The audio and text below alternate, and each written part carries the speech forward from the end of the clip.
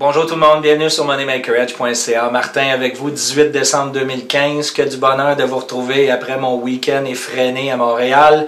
137 personnes sont venues rencontrer Vic et moi lors de la conférence que nous avons fait le week-end dernier. Écoutez, 137 personnes, des gens.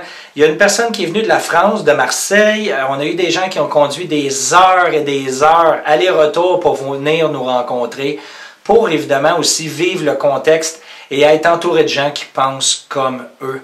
Et ça fait du bien, ça, parce qu'on se sent seul d'être contrarien, alors que la grande majorité des membres de notre famille et nos amis, les gens qui nous entourent, ne comprennent pas nos valeurs, ne comprennent pas notre perception du contexte actuel au niveau mondial. Donc, ça a été vraiment un bel événement, très touchant en ce qui me concerne. Merci à vous tous d'avoir partagé vos commentaires avec nous.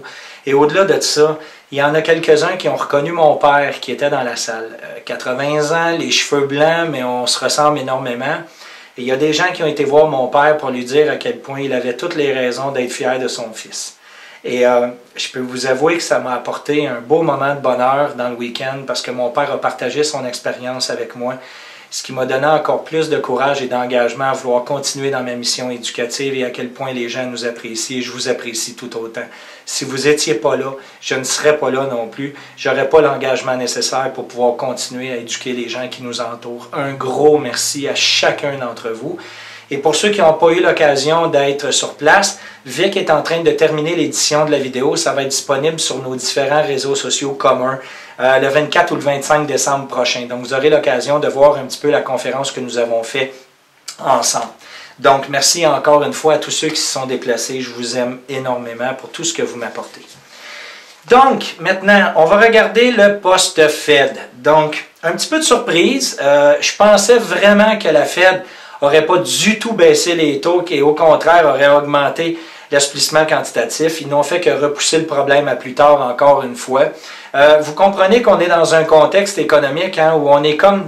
Le marché financier, c'est comme un héroïnomane.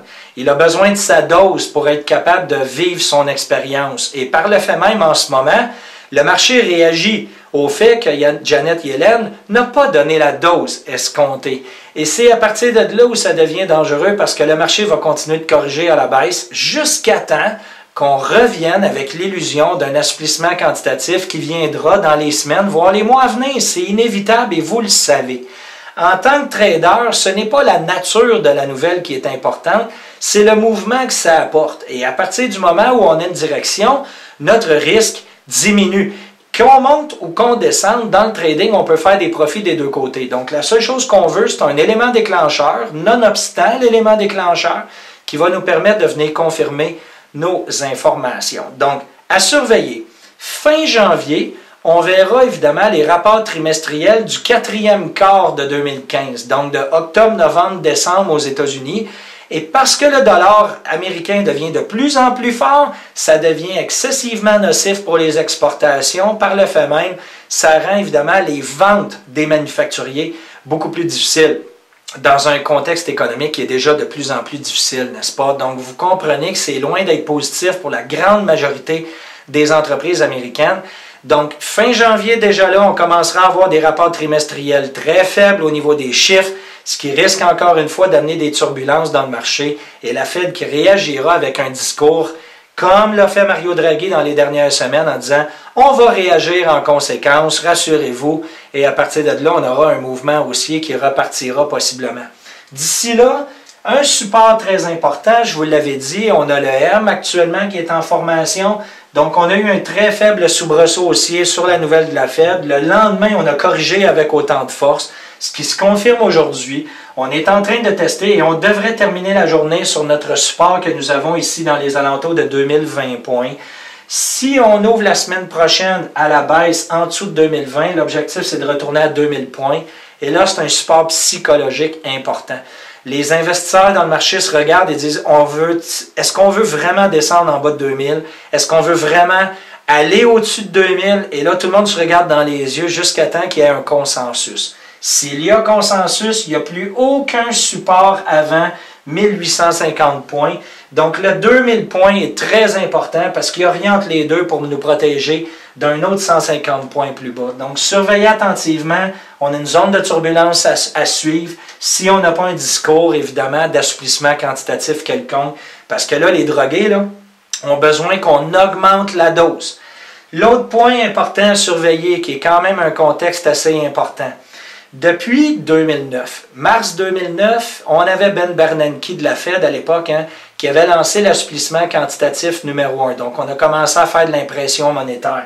Et depuis, évidemment, 2009, on est à la hausse. Eh bien, je vous annonce que pour la première année depuis l'assouplissement quantitatif de mars 2009, on a ouvert à ce niveau-là ici dans le marché financier et on est en train de fermer l'année plus basse. Donc, on a une année complète actuellement de perte au niveau du S&P 500. Par le fait même, ça se reflète dans les actions d'entreprise qui ont été achetées et vendues dans le courant des derniers mois. Donc, c'est la première année qu'il y a un fort potentiel, à moins que d'ici la fin de l'année, on ait un soubresaut pour fermer ça positif. Encore une fois, tout est possible, n'est-ce pas, pour présenter des nouvelles positives. Mais pour l'instant, on est négatif par rapport à l'ouverture de l'année. C'est une première depuis les 6 dernières années. Donc, surveillez ça attentivement. Dans un contexte actuel, on a l'effet du M, j'en ai déjà parlé, manque d'engagement, on est en train de redescendre, on teste le bas. Si on perce plus bas, comme on l'a fait ici, et qu'on retourne aux 2000, on peut facilement redescendre aux 1850. Donc, très intéressant de surveiller ce qu'on est en train de voir dans le marché actuellement. Au niveau du pétrole, pas de surprise, je cesse de vous marteler depuis les dernières semaines, voire les derniers mois, que le pétrole va continuer de descendre. Grande surprise, on est même descendu en bas des 35 $ US le baril. Donc, tant si longtemps qu'on n'a pas un contexte militaire ou d'un contexte géopolitique avec une crise sévère qui se déroule dans ce coin-là, c'est l'économie qui s'affaiblit. On voit toutes les matières premières qui s'effondrent, incluant le pétrole qui continue de descendre. Vous le savez, j'en ai déjà parlé. Donc, 35 $ US est le prix moyen. On devait s'attendre à repartir à la hausse possiblement. Pour l'instant, on est en train de patauger sur le 35 $. Si on n'a pas un engagement haussier en début de janvier, il y a des fortes chances qu'on continue de descendre. On pourrait même descendre jusqu'au prochain support qui va jouer dans les alentours de 28 voire 27 $ et ensuite on pourrait descendre à 20 $ le baril. Donc, vous comprenez que ça met énormément de tension dans le marché parce que le pétrole était très bas la dernière fois qu'on a eu la crise de 2008. Donc, ça amène énormément de tension actuellement, ce qui augmente le niveau de volatilité, ce qu'on appelle l'index de la peur. On continue de descendre du côté de l'or et de l'argent. Par contre, on a un petit soubresaut haussier. On pourrait continuer de voir, vous le savez, c'est des promesses de contrat tout simplement qui ne seront pas honorées en état de crise. Et tous les gens qui transigent dans ces produits-là, qui s'attendent à recevoir de la matière physique, vont être déçus parce qu'il n'y en a pratiquement plus dans les voûtes du marché. La réalité, c'est qu'on continue d'imprimer des papiers de toutes pièces, tout simplement. J'en ai déjà parlé, je me répète, pour m'assurer qu'à force de taper sur le clou, ça finit par rentrer. J'ose espérer que vous en prenez belle note ici. Petit point important que je vais vous montrer aussi là, concernant, encore une fois, l'or et l'argent. J'ai sorti une charte de 5 ans avec mon outil que j'aime beaucoup, XE Currency sur Google. Et constatez, OK, ici, c'est la dévaluation entre le dollar canadien et le dollar américain dans le courant des 5 dernières années. Donc, vous voyez clairement le canal baissier. J'ai mis 28 %, ça c'était vendredi dernier. On est probablement à 30 % de perte actuellement depuis 2013, si c'est même pas plus avec les mouvements qu'on a vus dans le courant des derniers jours. Donc, depuis 2013, on a perdu au-delà de 30 % de notre pouvoir d'achat face au dollar américain avec la devise canadienne. Et si on regarde depuis 2011 et 2013, ceux qui possèdent de l'or physique, même si le marché de l'or continue de descendre dans les contrats futurs, on est quand même gagnant parce qu'on descend beaucoup moins vite que la valeur de notre devise monétaire. Donc, vous comprenez qu'on avait un point ici et vous constatez, là, j'ai fait des lignes haussières. J'ose espérer que malgré la bannière, vous voyez quand même les lignes de tendance haussière. Mais on est en tendance haussière sur l'or actuellement si on le compare à la devise canadienne. Et c'est à peu près la même chose si vous le comparez à l'euro aussi. L'autre point, si on regarde sur un an maintenant, parce que la charte était sur 5 ans de période, ici sur un an, regardez très clairement ici la perte qu'on a entre le dollar canadien depuis janvier 2015 et regardez ensuite l'or versus le dollar canadien depuis janvier 2015. Donc, 4 % de perte. Présentement, avec le mouvement, on est probablement à 3 % de perte, alors que les gens qui sont uniquement dans les devises monétaires, eux, ont perdu dans la même période environ 20 % de plus de leur pouvoir d'achat que les gens qui possèdent de l'or physique. Donc, vous voyez à quel point il y a un énorme écart au niveau de l'or et encore une fois, à quel point c'est important de protéger ses actifs à ce niveau-là. Donc, ça, c'était une des parties de la présentation que j'ai fait vendredi dernier que je voulais quand même partager avec vous. J'ai fait réagir beaucoup de gens avec l'alerte la semaine dernière en parlant là, de la Finlande qui veut arriver avec un prix direct, donc remettre, exemple, l'équivalent de X nombre d'euros à ses citoyens avec un revenu qu'on appelle inconditionnel. Et là, il y en a plusieurs qui ont réagi, qui sont hyper positifs à cette idée-là, qui au contraire, ils considèrent que le gouvernement promet, parce que quand le gouvernement fait des promesses, il les tient, n'est-ce pas? Donc, parce que le gouvernement leur promet de couper les autres programmes sociaux en conséquence, on va tout simplement remettre de l'argent aux gens pour qu'ils puissent évidemment gérer eux-mêmes leur aspect financier au lieu d'avoir des programmes sociaux qui sont très coûteux à l'État. Et là, qu'est-ce qu'on est en train de former? On est en train tout simplement de saupoudrer de la devise monétaire sur les citoyens pour les convaincre que tout ça a plein de bon sens. Depuis quand vous avez un gouvernement qui, lorsqu'il se met le nez dans quelque chose, ça coûte moins cher que si c'était les gens qui se prenaient en main? Ça arrive jamais, ça. C'est tout simplement basé sur des promesses politiques pour se faire élire. Et un coup qu'ils sont élus, ils brisent les promesses. Et on change le contexte, on change les données encore une fois. Et là, à quel point tout ça est rendu extraordinaire, vous avez même le mouvement français pour un revenu de base qui est en train de se lancer en Europe. On va demander à la Banque centrale européenne, qu'au lieu de faire de l'impression monétaire et de faire un assouplissement quantitatif pour essayer de sauver l'économie via le système bancaire, donc le 60 milliards de dollars qui est imprimé de toutes pièces actuellement pour sauver l'économie européenne, eh bien là, on a des citoyens qui demandent à ce que le 60 milliards leur soit remis. La réalité, là, c'est qu'il faut vraiment vivre la tête dans le sable pour croire que de l'argent imprimé va vous aider. C'est de l'argent imprimé. Et encore une fois, c'est de l'argent qu'on saupoudre pour pouvoir taire le peuple, pour le rendre encore moins conscient de la situation, alors que les gens prônent pour avoir évidemment de l'argent gratuit de l'État. Premièrement, cet argent-là, il vient de où? Il vient de vous. Vous payez des taxes, vous payez des impôts au gouvernement, et parce que vous en payez pas assez encore par rapport aux dépenses, ils vont en imprimer davantage pour vous endetter davantage.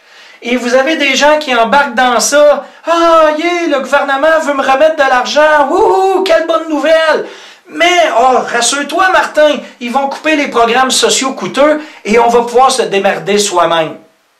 Pensez-vous sérieusement que votre voisin ou les gens qui vous entourent ont les compétences financières pour prendre leur vie en main? Si c'était le cas, leur vie ne serait pas ce qu'elle est aujourd'hui. Ils sont déjà au maximum de leurs compétences. Et tant si longtemps que ces gens, vous-même, ne vous enseignez pas, ne vous éduquez pas davantage pour devenir meilleur, il n'y a aucune raison pour qu'un système comme ça fonctionne. Donc, il y a des gens qui sont revenus en me disant, tu es en train de parler d'assouplissement quantitatif, d'assouplissement quantitatif, et tu fais un contexte avec ce qui est en train de se présenter en Finlande, qui est tout simplement un changement des pouvoirs, un changement des législations, dans le but évidemment de redonner le pouvoir aux citoyens. Mais réveillez-vous! Réveillez-vous! Qu'est-ce que vous pensez qu'on est en train de faire avec ça? C'est tout simplement de vous acheter pour que vous fermiez votre gueule, pour qu'on puisse continuer d'avancer davantage dans le contexte de gouvernement global. C'est tout ce que c'est. Donc, lâchez-moi avec ça, s'il vous plaît. Merci. Une petite montée de lait avant Noël. Réveillez-vous, les moutons, mais réveillez-vous, bordel, s'il vous plaît. Il en dépend là, de notre avenir collectif, de notre avenir commun. On ne peut pas essayer de voir ça et de se dire que c'est une bonne nouvelle. Pensez-vous sérieusement que de donner 60 milliards à la population, ça va changer les choses? Tant aussi longtemps que votre économie n'est pas basée sur du réel, qu'on a des vraies importations, des vraies exportations, que les dépenses sont plus petites, plus faibles que les revenus, on ne peut pas s'en tirer. Que vous imprimez de l'argent pour n'importe qui, vous imprimez de l'argent, vous êtes dans la merde, point à la ligne. Donc, j'ose espérer que je n'aurai pas d'autres espèces de commentaires reliés à ça. Ça ne peut pas être plus simple à comprendre. Puis si vous ne comprenez pas, de grâce, éduquez-vous davantage. Je vous aime, n'est-ce pas? Donc, euro versus le dollar américain. Qu'est-ce que je vous ai mentionné dans le courant des dernières semaines? Attendez-vous à une explosion du dollar américain, d'un affaiblissement du pétrole. C'est ce qu'on est en train de voir.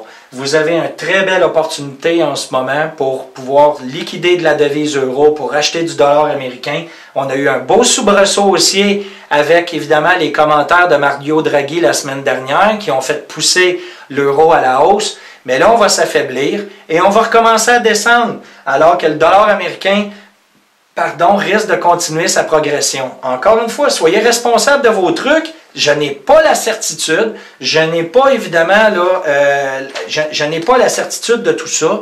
Ce n'est qu'une tendance. Ce n'est pas la réalité. Ça se peut que ça ne se déroule pas du tout comme je vous le mentionne. Chose certaine, il y a beaucoup plus de chances que ça se produise que de chances que ça ne se produise pas. Donc, surveillez ça attentivement. L'euro qui est en train de perdre de sa force face au dollar américain, ce qui peut être le moment de faire un transfert de taux de change. Prochaine vidéo, je vais vous parler comment le faire. Et j'avais promis à quelques personnes de parler aussi, est-ce que c'est un bon moment pour s'endetter versus, évidemment, là, acheter des matières physiques? Est-ce qu'on peut s'endetter pour acheter des matières physiques, sachant bien sûr que les dettes ne seront pas remboursées? Je vais vous revenir dans la prochaine vidéo que je vais faire après Noël et on va pouvoir discuter de ça ensemble. Donc, écoutez, sur ce, partagez l'information avec les gens. Prenez rien de personnel de ce que je vous ai dit tantôt. Hein. Vous le savez, je fais de l'improvisation, je laisse mon cœur parler. Puis des fois, j'en ai plein le dos que les gens ne réveillent pas et ne voient pas, comme vous, ce qui est en train de se produire. Donc, écoutez, on va finir ça sur une belle note positive. Profitez de la période des fêtes pour aimer les gens qui vous entourent. Passez des bons moments en famille parce que la famille est hyper importante, la communauté, vos amis. Je vous souhaite aussi une bonne année 2016. Attendez-vous à des turbulences et ceux qui seront prêts et avisés et allumés seront ceux qui en profiteront. Passez une belle fin de semaine. Je vous embrasse tout le monde. Joyeux Noël. Bonne année. À bientôt.